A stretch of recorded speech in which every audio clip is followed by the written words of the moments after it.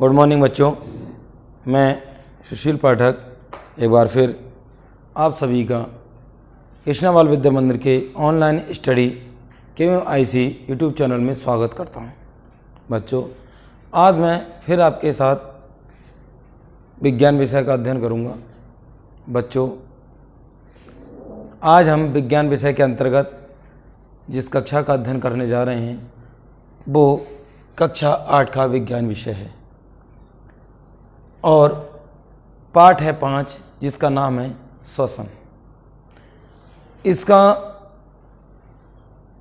आधा पार्ट मैंने आपको पिछली वीडियो पर पढ़ा दिया था और जो इसका शेष बचा हुआ भाग है वो आज मैं लेकर आपके सामने उपस्थित हूँ। जैसा कि बच्चों हमने पिछली वीडियो में पढ़ा था कि श्वसन क्या है, श्वसन की हमें आवश्यकता क्यों पड़ती है और जो है श्वसन का हमारे जीवन में क्या महत्व है। जैसा कि मैंने आपको बताया था, आपने देखा है कि श्वसन क्या होता है कि हम सांस लेते हैं श्वसन होता है, नहीं, श्वसन में बहुत कार्य होते हैं।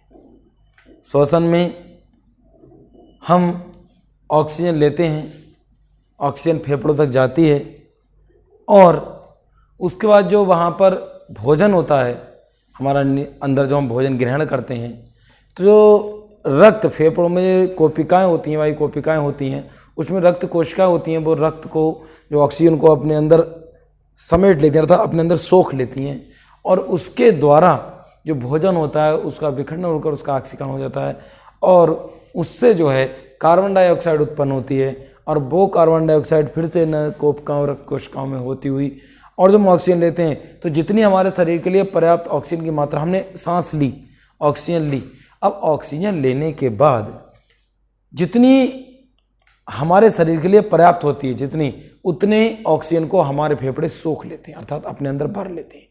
बकाया बची हुई ऑक्सीजन प्लस जो हमारे शरीर में कार्बन डाइऑक्साइड बनती है उसे जो है बाहर हम छोड़ देते हैं। ये पूरी क्रिया हमारी क्या है, श्वसन के अंतर्गत आती है, अर्थात इस पूरी प्रक्रिया को ही हम श्वसन कहते हैं।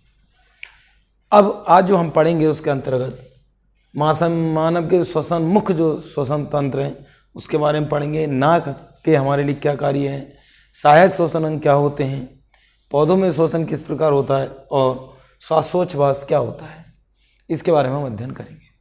सबसे पहले हम बात करते हैं मानव के श्वसन तंत्र। आपने देखा है कि मानव के जो श्वसन तंत्र हैं, यदि आप उसमें देखेंगे तो सबसे पहले हम जो श्वसन की क्रिया प्रारंभ होती है वो होती है हमारी नाक से।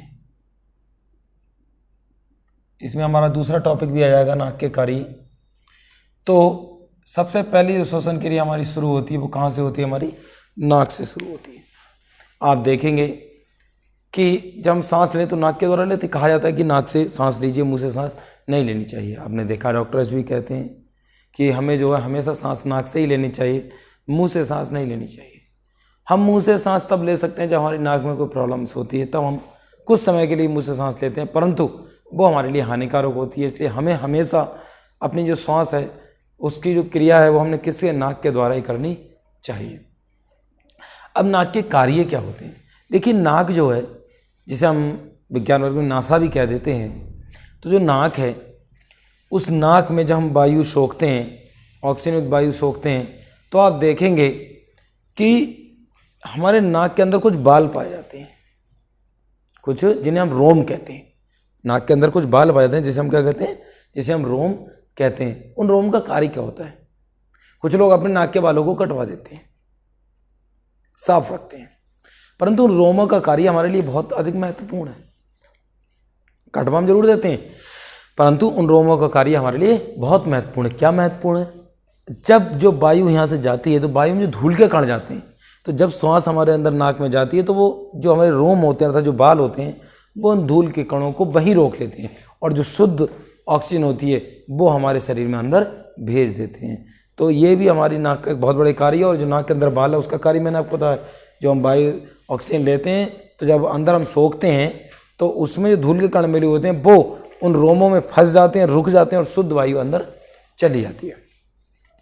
दूसरा क्या है, आप देखेंगे इसमें श्लेष्मा स्त्राव के कारण, इसमें श्लेष्मा होता है अंदर, श्लेष्मा स्त्राव के कारण आप देखेंगे कि जो एक तरह से जो एक पथ, एक रास्ता तरह से कहते हैं, जो रास्ता हमारा बना रहता है उसमें यदि आप देखेंगे तो उसमें जब वायु प्रवेश करती है, जैसे ही वायु प्रवेश करती है तो उसमें क्या होता है कि नम हो जाता है। क्या हो जाता है? नम। नम का मतलब हल्का गीला। ठीक, जब वो नम होता है तो उस नम का क्या करें, नम क्या होता है, जो वायु हमारा एक तरह जो टेम्परेचर होता है और हमारे प्लस शरीर का भाई वायु का टेम्परेचर हो गया जब ऊपर ना श्लेष्मा स्त्राव के कारण जो हमारा जो मार्ग है वो नम रहता है, उसमें वायु आती है तो वो भी नम हो जाती है। तो क्या होता है कि वायु का जो तापमान होता है और शरीर के अंदर जो हमारे अंदर हीट जो होती है वो क्या होता है, वो दोनों जब बराबर हो जाता है तो हमारे शरीर का जो संतुलन है वो हमारा बना रहता है। उसके बाद जो है नासापथ के बाद यदि हम देखें तो हमारा एक ग्रसनी शब्द आता है, एक ग्रसनी भी होती है जो यहाँ से सांस लेने के बाद जब पहुँचते हैं तो जो सांस की क्रिया होती है वो कहाँ पहुँचती है, हमारी ग्रसनी में प्रवेश करती है। और ग्रसनी जो नासा के मुख भाग है वो ग्रसनी में जाकर जुड़ते हैं और ग्रसनी से श्वास जो है हमारे अंदर जाती है। और इसलिए हम कभी कभी, अब होता क्या है इसमें, दो कारण होते हैं आपको बताऊंगा। इस ग्रसनी के दो मार्ग एक तरह से, एक हमारा नाक में भी खुल जाता है जाके और एक हमारा मुख में भी खुल जाता है। इसलिए आपने देखा है कभी कभी नाक से हमें प्रॉब्लम हो जाती है, कभी कभी हमें सर्दी हो जाती है जिसे हम कहते हैं नाक बंद होना। तो आप देखेंगे जब ऐसी पोजीशन आ जाती है तो हम कभी कभी मुंह से सांस ले लेते हैं और मुंह से सांस लेने में अभी ज़्यादा परेशानी नहीं होती। क्यों? क्योंकि भैया नासा मार्ग होते हैं, जब वायु जाती है तो दोनों से ही ग्रसनी में वायु पहुँच जाती है। तो ये भी ग्रसनी का कार्य भी हमारे से बहुत महत्वपूर्ण है। और ग्रसनी के जो एक तरह से जो वायु नाल है और ग्रस नाल दोनों क्या होता है, दोनों खुलती हैं, दोनों ही हमारी खुलती हैं। परंतु होता है कि जब हम बोलते हैं, आपने देखा होगा कभी कभी जब हम बोलते हैं तो बोलते समय जो हमारा ग्रास नाल है वो बंद हो जाता है और जब हम खाना खाते हैं तो बोलने वाला हमारा जो वायु नाल है वो बंद हो जाता है। क्योंकि तभी आपने देखा, कहा जाता है कि जब हमें भोजन करें तो भोजन हमें शांतपूर्वक करना चाहिए, बोलना नहीं चाहिए। क्योंकि जब हम बोलते हैं तो कभी कभी बात करते समय यदि धोखे से भी हमारा भोजन का कोई टुकड़ा यदि वायु नाल में पहुंच जाता है तो हमें हल्का ओछा टाइप, जिसे हम जनरली तौर पे फंदा लगना भी कहते हैं, वो हमारे लिए हो जाता है। ठीक है नहीं? तो ग्रसनी भी हमारे श्वास तंत्र में बहुत ज़्यादा महत्वपूर्ण भूमिका निभाती है। उसके बाद हमारा कंठ है, जिसे हम स्वर तंत्र भी कहते हैं। कंठ जैसे आप जानते हैं, आपने देखा है हमारी घाटी में, ये यहाँ पर एक आप देखेंगे तो यहाँ पे एक छोटी सी हमारी गांठ सी उठी हुई होती है जिसे हम कंठ बोलते हैं। आप देखेंगे जब हम बोलते हैं तो आपने देखा हमारे मुख से श्वास निकलती है, मुख से हमारी क्या निकलती है, श्वास निकलती है। अर्थात ये ऑक्सीजन जो श्वास जो है हमें बोलने में भी सहायता देती है। यदि हमें वायु नहीं मिलेगी तो हमें बोल भी नहीं पाएंगे। आपने देखा जब हमारे शरीर में ऑक्सीजन की कमी हो जाती है तो हमारे शरीर में श्वास लेने में परेशानी होती है और हम ढंग से बोल भी नहीं पाते। तो कंठ भी हमारे श्वसन तंत्र में एक महत्वपूर्ण भूमिका निभाता है। ठीक है नहीं? उसके बाद क्या है, उसके बाद हमारे एक जो मुख्य सबसे बड़े कार्य करते हैं वो क्या, फेफड़े। क्या करते हैं हमारे फेफड़े, क्या कार्य करते हैं? जैसे ही सांस पहुंचती है, जैसे ही सांस लेते हैं, वायु पहुंचती है अंदर शरीर में, तो क्या करते हैं, फेफड़े उस वायु को अपने अंदर सोख लेते हैं। मैंने कहा था सोख लेते हैं, अर्थात जब वो सोख लेते हैं तो फेफड़े हमारे शरीर के बहुत, क्योंकि यदि हम ऑक्सीजन नहीं होगी, श्वसन तंत्र नहीं होगा तो हमारे शरीर में जो रुधिर पाया जाता है वो भी शुद्ध नहीं होगा। आप देखेंगे वो रुधिर भी शुद्ध नहीं होगा। क्यों? क्योंकि जब ब्लड पूरे शरीर में हमारे घूम के आता है, मैंने उस दिन आपको बताया था, तो उसमें तमाम गंदगी मिल जाती है, बहुत सारी गंदगियाँ अशुद्धियाँ मिल जाती हैं। तो जो हम वायु सोख लेते हैं तो जो है हमारी दाएं नीला दाएं आलन से होकर ब्लड फेफड़ों में आता है और जो ऑक्सीजन होती है उससे क्रिया करके, जो ऑक्सीजन हम सोखते हैं सांस में, उससे क्रिया करके उस जो ब्लड होता है उसे शुद्ध कर देती है। वो ऑक्सीजन क्रिया कर शुद्ध कर देती है और जो गंदगी होती है वो पसीने के रूप में, मल मूत्र के रूप में शरीर से बाहर निकलती रहती है। और जो शुद्ध रक्त है वो फिर से बाएं नीला बाएं आलन में होते हुए धमनी के द्वारा और जो पूरे शरीर में घूमने लगता है। ठीक है नहीं? तो फेफड़ों की एक बहुत बड़ी महत्वपूर्ण भूमिका होती है। यदि हमारे, आपने देखा है कभी जब व्यक्ति के फेफड़े डैमेज हो जाते हैं तो व्यक्ति की मृत्यु हो जाती है। क्यों? क्योंकि फेफड़े ही सबसे ज़्यादा मुख्य भूमिका हमारी निभाते हैं, क्योंकि फेफड़े मुख्य अंग हैं श्वसन तंत्र के। यदि फेफड़े नहीं होंगे तो हम श्वास भी नहीं, क्यों, फिर वायु कहाँ रुकेगी, अंदर ऑक्सीजन कहाँ रुकेगी। इसलिए जो है फेफड़े जो हैं श्वसन तंत्र में हमारे बहुत ही ज़्यादा महत्वपूर्ण भूमिका निभाते हैं। आगे आप देखेंगे, अब बात आती है हमारी सहायक श्वसन अंग क्या है। ये मैंने मुख्य जो श्वसन के अंग हैं मैंने उनके बारे में आपको बता दिया। अब बात करते हैं हम सहायक श्वसन अंग। आप देखिए कुछ अंग हमारे शरीर में ऐसे भी होते हैं जो कि ये जो श्वसन तंत्र है इसके भाग तो नहीं होते, परंतु इसमें गैसीय आदान प्रदान के लिए, श्वसन आदान प्रदान के लिए एक महत्वपूर्ण भूमिका निभाते हैं। जो ऑक्सीजन युक्त होती है, जो ऑक्सीजन वायु होती है, उसे अंदर ले जाने में और बाहर लाने में, अर्थात फेफड़ों तक पहुंचाने में और फेफड़ों से वापस लाने में बहुत ही ज़्यादा महत्वपूर्ण भूमिका निभाते हैं। एक तरह से पूर्ण रूप से वो श्वसन तंत्र का अंग भाग नहीं होते, परंतु एक महत्वपूर्ण भूमिका निभाते हैं। उन्हें क्या कहते हैं, उन्हें हम सहायक अंग कहते हैं। छोटी सी डेफिनेशन ऐसे आप आराम से याद कर लेंगे। उसका आता है हमारा पौधों में श्वसन, कि पौधों में श्वसन किस प्रकार होता है। मैंने उस दिन भी आपको बताया था, आपने देखा होगा जब हम पौधों की पत्तियां देखते हैं तो आपने देखा है, उस दिन भी मैंने आपको बताया था, यदि आप देखेंगे तो पौधों की पत्तियों में मान लीजिए हमने कोई एक पत्ता ले लिया और इस पत्ते को आप जब देखेंगे तो आप देखेंगे इन पत्तों में छोटे छोटे छिद्रनुमा होते हैं। जी आपको छोटे छोटे दाने से दिखाई पड़ा, वो दाने नहीं होते, क्या होता है, छिद्र टाइप होते हैं जिन्हें हम रंध्र कहते हैं। ये छिद्र होते हैं इन्हें हम क्या बोलते हैं, इन्हें बोलते हैं हम रंध्र। ये जो हमारे रंध्र हैं इन्हीं के द्वारा ऑक्सीजन का आदान प्रदान, कार्बन डाइऑक्साइड का आदान प्रदान होता है। अब होता क्या है, कुछ पौधे तो हमारे ऐसे हैं जो दिन और रात में ऑक्सीजन, परंतु अधिकतर पौधे ऐसे हैं जो केवल हमारे दिन में ऑक्सीजन देते हैं, रात में कार्बन डाइऑक्साइड देते हैं। क्यों? क्योंकि धूप में पौधे प्रकाश संश्लेषण की क्रिया करते हैं। प्रकाश संश्लेषण की क्रिया में कार्बन डाइऑक्साइड भी महत्वपूर्ण भूमिका निभाती है, क्योंकि पौधे जो अपना भोजन तैयार करते हैं एक तरीके से वो प्रकाश संश्लेषण की क्रिया द्वारा तैयार करते हैं। तो जब जो है ये रंध्र के द्वारा आदान प्रदान, मैंने बताया ऑक्सीजन का चलता रहता है, तो दिन में तो पौधे जो श्वसन क्रिया करते हैं वो जब प्रकाश संश्लेषण की क्रिया होती है, क्योंकि दिन में धूप होती है और धूप में ही प्रकाश संश्लेषण की क्रिया होती है, सूर्य के प्रकाश में ही प्रकाश संश्लेषण की क्रिया होती है। यदि सूर्य का प्रकाश नहीं होगा, हम रात में कितनी भी लाइट जला दें, आप कितना भी उजाला कर दीजिए, परंतु पौधों में प्रकाश संश्लेषण की क्रिया नहीं होगी।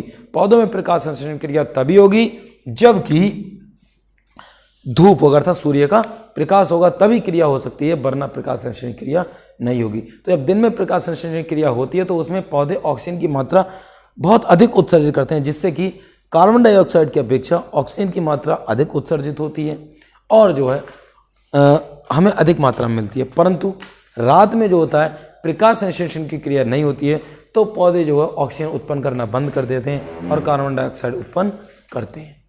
तो पौधों में जो श्वसन क्रिया होती है वो क्या मेन रंध्रों के द्वारा होती है। इनमें छोटे छोटे छिद्र होते हैं, निचला भाग भी होता है, इसे हम स्टेमेटा भी कहते हैं। तो ये जो है पौधों में जो श्वसन होता है वो हमारा रंध्रों के द्वारा महत्वपूर्ण भूमिका में होता है। उसके बाद आप देखेंगे कि पौधों में जो प्रकाश संश्लेषण क्रिया है वो बहुत महत्वपूर्ण है। प्रकाश संश्लेषण की क्रिया के बिना शायद ही पौधों का जीवन संभव हो, क्योंकि भोजन है भी, हम और आप हैं, यदि भोजन नहीं मिलेगा तो जो है हम और आपका जीवन संभव नहीं। उसी प्रकार यदि प्रकाश संश्लेषण की क्रिया नहीं होती है तो आप देखते हैं यदि हम पौधे को लगातार ठंड में रखें, धूप में रखें, तो आप देखते हैं वो पौधा मुरझाने सा लगता है। क्यों? जब उसे टेम्परेचर कुछ नहीं मिलता, अच्छा मिलता, मतलब ठंड मिलती नहीं। पौधे के लिए प्रकाश संश्लेषण की क्रिया बहुत ही ज़्यादा महत्वपूर्ण है।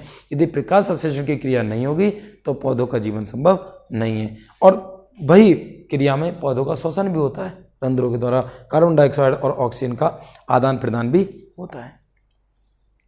उसके बाद आप देखेंगे कि एक चीज़ आपको और बता दूं, आपने देखा मछली के बारे में सुना होगा, यहाँ पे साथ के साथ आपको बता दूं, मछली में गलफड़े पाए जाते हैं। मछली में गलफड़े पाए जाते हैं। आपने देखा है कि मछली आपको हमेशा ऐसी लगती है कि जैसे कि पानी पी रही है, हमेशा आपको ऐसी लगती है कि पानी पी रही है, क्योंकि वो गलफड़ों के द्वारा सांस लेती है और गलफड़ों में साइड से छिद्र होते हैं, तो जितना पानी उसके मुख में आता है उन गलफड़ों के छिद्रों से बाहर निकल जाता है और उसकी श्वसन क्रिया भी संपूर्ण हो जाती है। तो कभी कभी क्वेश्चन आपसे पूछ लेते हैं कि मछलियों में श्वसन किन के द्वारा होता है, तो मछलियों में जो श्वसन होता है वो गलफड़ों के द्वारा होता है, ठीक है नहीं। तो ये भी हमारी एक बहुत ही महत्वपूर्ण है। अब उसका आता है हमारा श्वासोच्छ्वास कि श्वासोच्छ्वास क्या होता है। आप देखेंगे कि जब वायुमंडल है तो वायुमंडल में वायु पाई जाती है, उसमें अनेक प्रकार की और भी कई मिश्रण पाए जाते हैं और कुछ वायु अशुद्ध भी पाई जाती है। तो इस श्वासोच्छ्वास क्रिया जो है ये क्या है, तो वायुमंडल क्या, वायुमंडल से उन्होंने शुद्ध वायु लेकर और फेफड़ों तक पहुंचाना तथा जो अशुद्ध वायु है उसे फेफड़ों से बाहर निकालने की जो क्रिया है, इस आदान प्रदान को ही हम श्वासोच्छ्वास कहते हैं। एक बात सुन लीजिए, वायुमंडल से शुद्ध वायु लेकर फेफड़ों तक पहुंचाना और फेफड़ों से जो अशुद्ध वायु है उसे लेकर बाहर निकालने की जो प्रक्रिया है, जो क्रिया है, वही हमारी श्वासोच्छ्वास कहलाती है। अब श्वासोच्छ्वास और श्वसन में अंतर यदि आप देखेंगे तो आप देखेंगे कि जो श्वासोच्छ्वास में क्या है और श्वसन में अंतर क्या है। देखिए, जो श्वासोच्छ्वास है ये क्रिया जो है कोशिकाओं के बाहर होती है, जबकि जो श्वसन है वो कोशिकाओं में, कोशिका द्रव में होती है तथा इसमें माइटोकॉन्ड्रिया भी होती है जो एक महत्वपूर्ण भूमिका निभाती है। उसके बाद क्या है, ये जो श्वासोच्छ्वास है ये कोई परमानेंट क्रिया नहीं, भौतिक क्रिया है, जबकि श्वसन तंत्र जो श्वसन जो क्रिया है वो एक परमानेंट जैव रासायनिक क्रिया है। उसमें हमारे शरीर में कुछ क्रियाएं होती हैं, श्वासोच्छ्वास में क्रिया नहीं होती है। श्वासोच्छ्वास का एक जनरली काम है। उसके बाद यदि आप देखेंगे तो ये जो श्वासोच्छ्वास है ये जब क्रिया होती है तो इसमें एंजाइम्स की आवश्यकता है। मैं उस दिन आपको बताया था किण्वन की क्रिया के बारे में बताया था, मैंने बताया था जाइमेज है ये हमारे एंजाइम होते हैं, इनकी आवश्यकता है। श्वासोच्छ्वास की क्रिया में एंजाइम्स की आवश्यकता नहीं होती है, परंतु श्वसन तंत्र में जो है वो एंजाइम की आवश्यकता होती है। दूसरी एक चीज़ महत्वपूर्ण क्या है, ये जो श्वासोच्छ्वास की क्रिया है इसमें क्रिया के दौरान ऊर्जा उत्पन्न नहीं होती है, जबकि श्वसन तंत्र की जो क्रिया है उसमें ऊर्जा उत्पन्न होती है। ठीक बच्चों, तो ये था हमारा ये श्वसन वाले जो लेसन था 5, इसका जो शेष भाग 50% मैंने आधा पार्ट आपको पहले पढ़ा दिया था और इसका जो शेष बचा हुआ भाग था उसका अध्ययन मैंने आपको आज कराया।